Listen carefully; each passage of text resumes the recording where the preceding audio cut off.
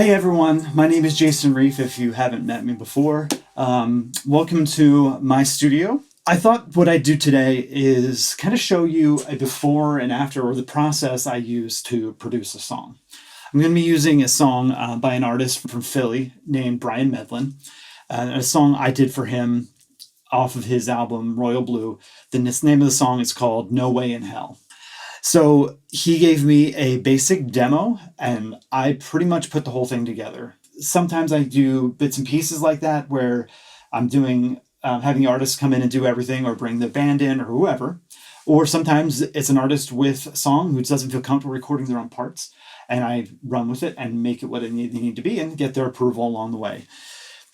What I usually do before I record a note is I get people started in pre-production, which means we go through the songs, we talk through them, we figure out what we're going to do before we get anything down. I listen to the demos, I come up with ideas, we talk through the songs. That helps us have a really good plan of where to start. Sometimes everything goes right along plan. Sometimes the song ends up completely different, but we had a plan to start with, and that helps us get where we're going faster. So I want to show you over here where I start, and I use Evernote to do pre-production. I have a template for each song that I have the artist fill out. With Evernote, it's an online service that you can sign up for, and you can put in notes, you can put in audio files, you can put in text, and it's all updated so anybody can see what's going on. What I have here is my first notes on his demo.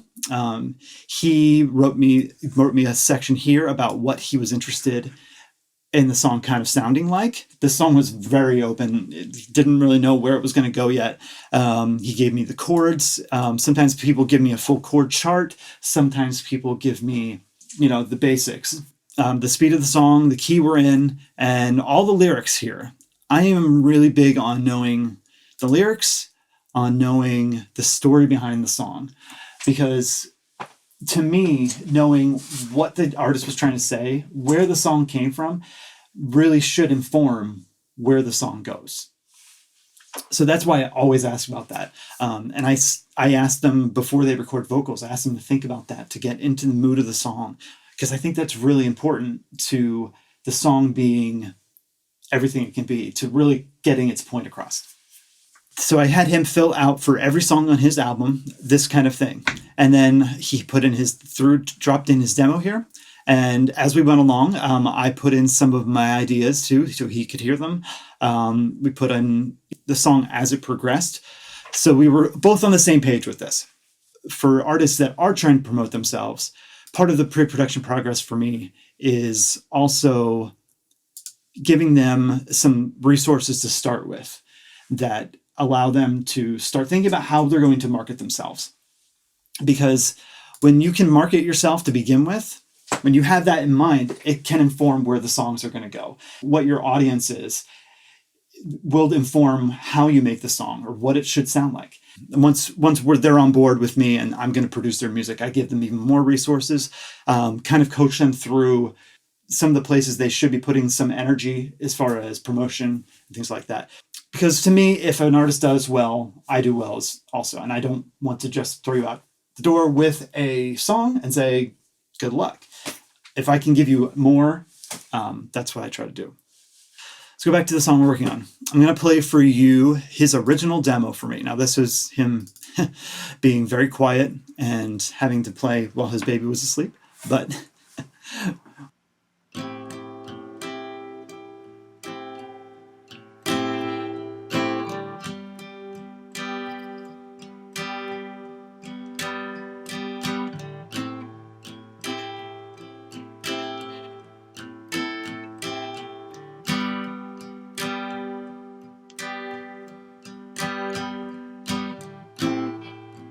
you must have your reservations on this. A bumpy road and a disconnect.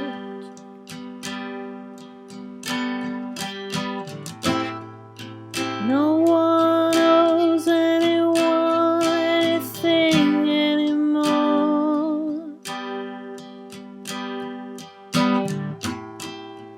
cover your bases, get to the point.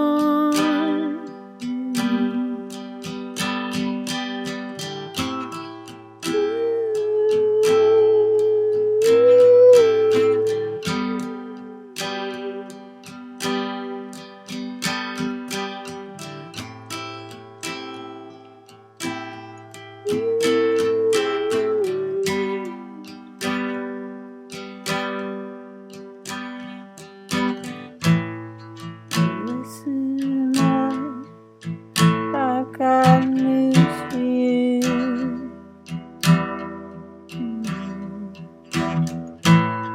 It's not about what makes most sense.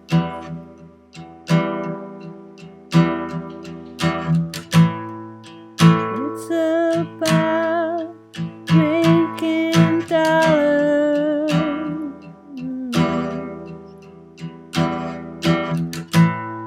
Never had the willpower.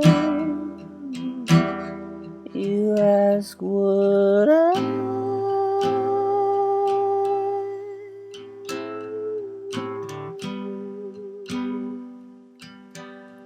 You ask what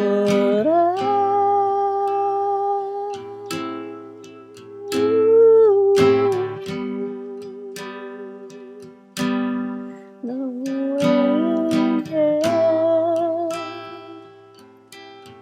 No way in hell. No way in hell. No way in hell. No way in hell. No way in hell. No way in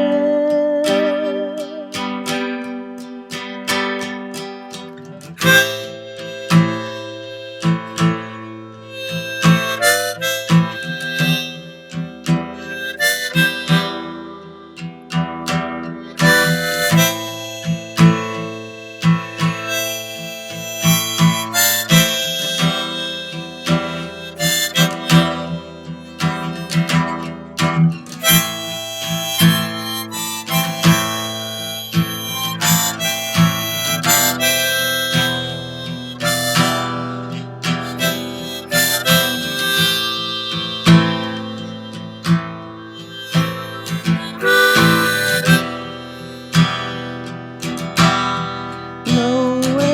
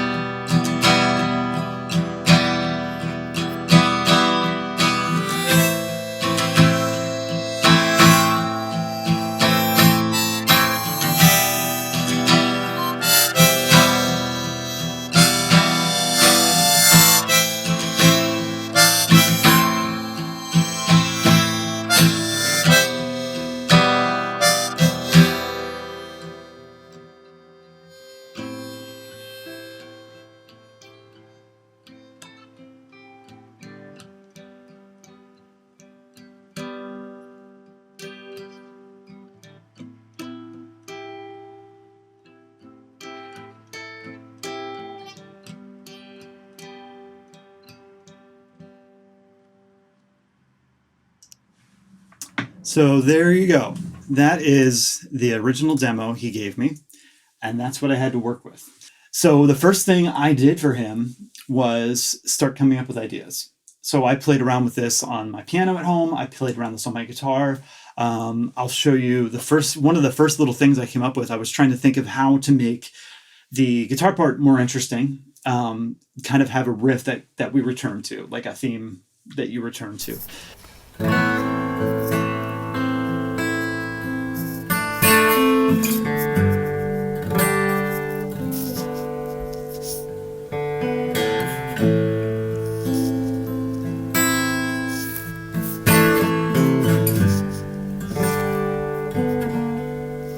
So that was just me playing around with the riff to see if it would fit in with the song. And I really liked that, and it ended up not being the riff for the song, as you'll see in a little bit, but I ended up using it still because I liked how it worked. One thing I know, I worked on the structure of the song before we thought about it, and he put in a chorus, the whole "No Way in Hell" part. He put in twice, and I think, and in the end, we ended up saving that till the end. So instead of giving away the whole thing, it kind of builds to it, and the "No Way in Hell" ended up being like the climax. So the first thing I did for him was create a what I call a production demo, where I go through, take my ideas, put them all together, get some sounds, and put the entire song together as a whole. One of the first things I came up with as I was fooling around with this, I had the guitar part, but then I was thinking how the bass was going to fit into it. And what ended up happening was I came up with this bass riff that ended up being pretty much the basis for this entire song. Kind of everything kind of came around it. Ooh, there's some reverb on that.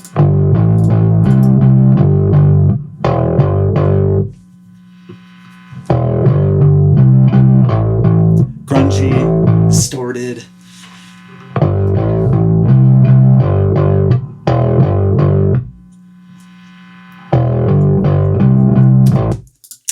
So that's kind of where I started, and I started building the song around that, getting sounds.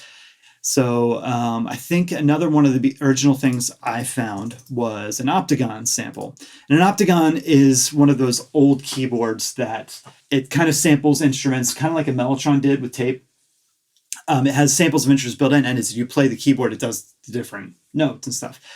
And I picked a sound that I really liked that ended up being like this background droney sound for the entire song as well. And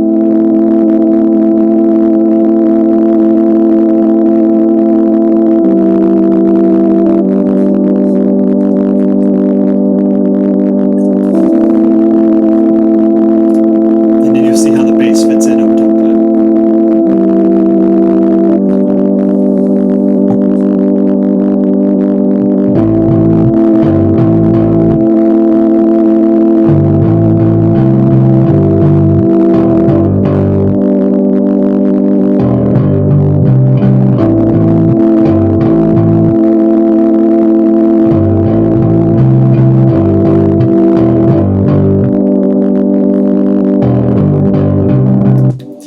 And that's the feel that is the underlying foundation for the entire song.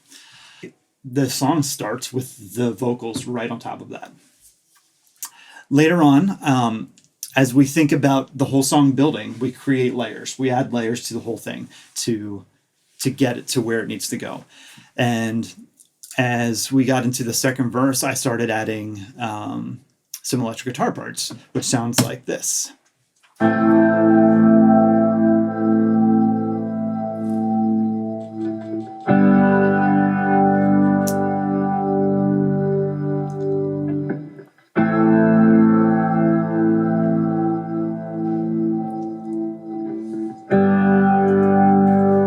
So just very basic sustains.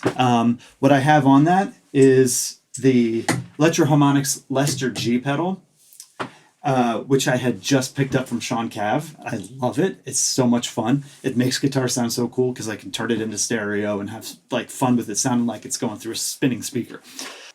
That's, just one of the layers I put in, and as it gets bigger, it sounds a little more distorted.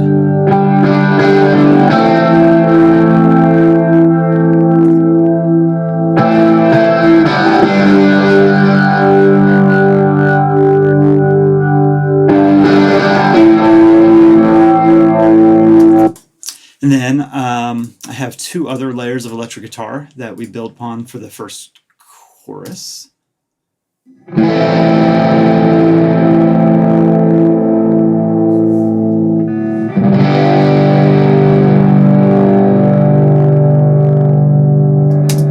And that's just a double pair of electric guitars doing nice big chunky sustains. I believe I was using a lot on this record was my Epiphone Tube Junior through a Fender Vintage Bassman cab I have over in the live room. But that sounded really, really nice, and just a double pair as just to build things up as we go along.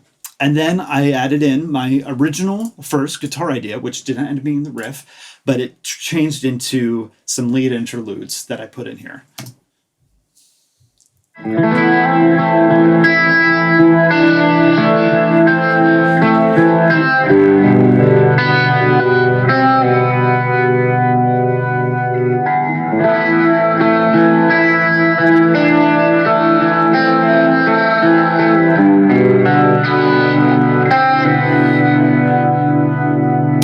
So that's exactly what that acoustic guitar line became. As I made this production demo for him, like the first idea that I could send him and see if he was okay with like the sound, where the sound was going.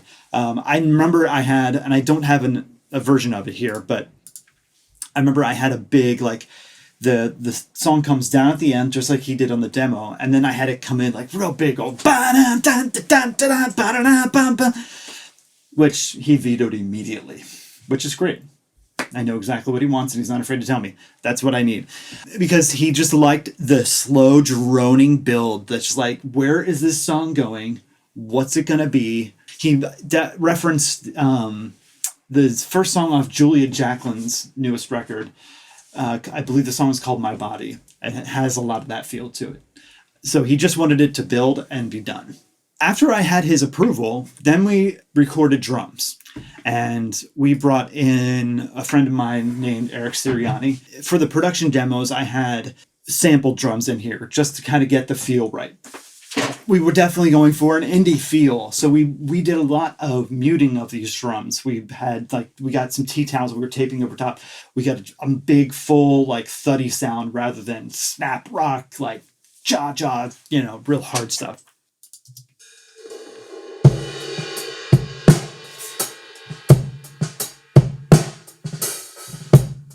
You can hear all that muting we did on the snare to make it more thuddy instead of snappy.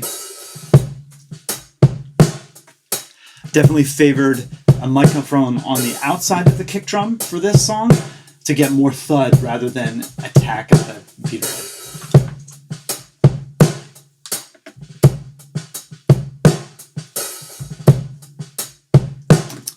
head. So this is how it sounded after I mixed them, with all the reverbs I added and things like that to really fill out the sound and give this song the big, drony darkness it was going to be. And that sounds like a lot, but in the context of everything else that was happening, it blended in really nicely.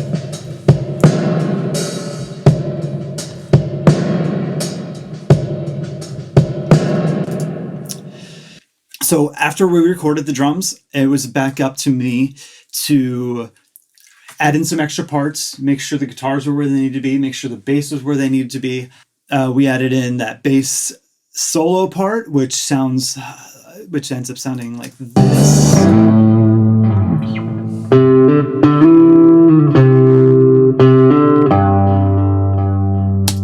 And you'll hear that in the final version. Then just little extra stuff. Like I have a synth that comes in later in the song. I don't remember what kind it was. I don't think I made a note of it. But just another really vintagey, grainy sounding synthesizer. It's almost an organ sound, which you can use a lot in the background to just fill the things out and give some more bass for the song.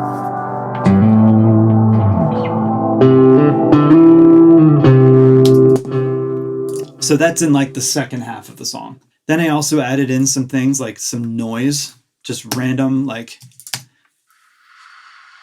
wind type things. I probably processed it and distorted it and made it sound funky. But this is all just like swirling sounds that go throughout the whole song.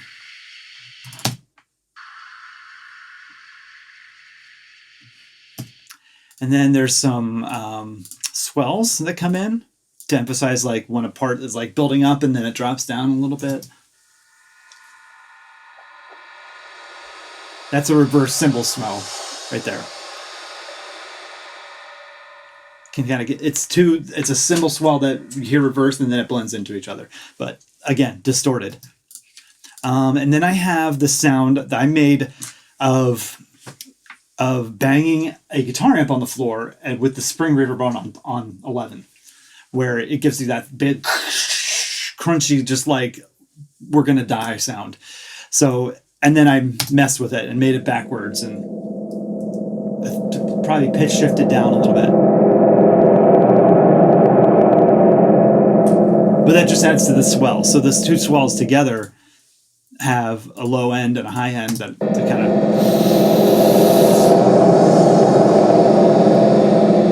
And then if you remember in the demo, he kind of like builds, and then the very end, he's just like really light at the end. I use that swell to do that here. Bam, over. And then there's some metal sounds looks like I added in here. Just like some industrial weird ringing out sounds, things banging against each other that can add really cool, just big downbeats to things and stuff like that.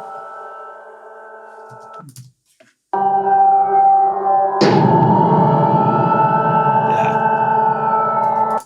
I went through the process of putting all that stuff in, making sure he loved every part of it, and then I brought him in for vocals. This song in particular, we went kind of dirty and dark and grainy on. So what I used for his vocals was our trusty Mojave MA200, which is our condenser mic that pretty much stays up in that vocal booth over there. But I also had up right next to it a Shure 520DX green bullet, which looks like this. You've probably seen this sort of thing before. This is what gives you that blues distorted harmonica sound that you hear all over the blues, because it plugs straight in to a guitar amp and you can distort it. But this is what a harmonica player holds in their hand like this and plays a harmonica into. But it's got a really cool lo-fi sound. But I put this up right next to the condenser microphone and recorded both the whole time. And so we've got two versions of the vocal that I blended together. Let's go to the first chorus. It sounds like this, raw. You ask what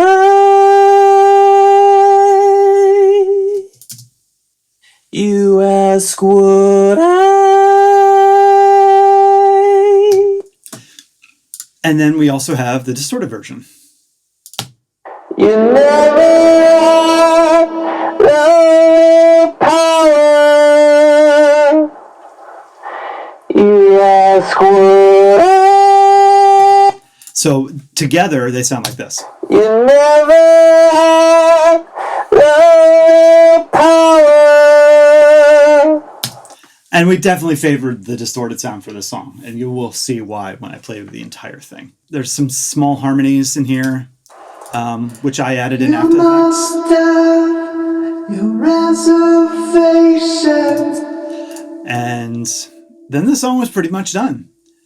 So that's kind of how I put the whole thing together. And now I will play it for you start to finish. Here we go. So this is No Way in Hell by Brian Medlin, top to bottom.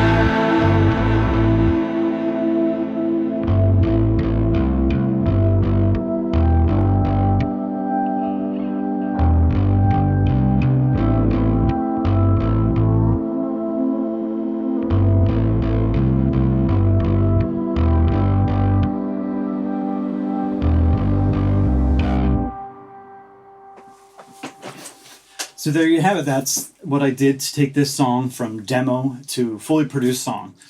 If this is something that you are interested in having done with your music, not just someone to push record, but someone to actually collaborate with you, to add their own take to it, to make the songs better, even before they start and as we go along, I'd love to get a chance to work with you. I'll include links to all my socials and website below, and feel free to get in contact with me and ask me any questions. See ya.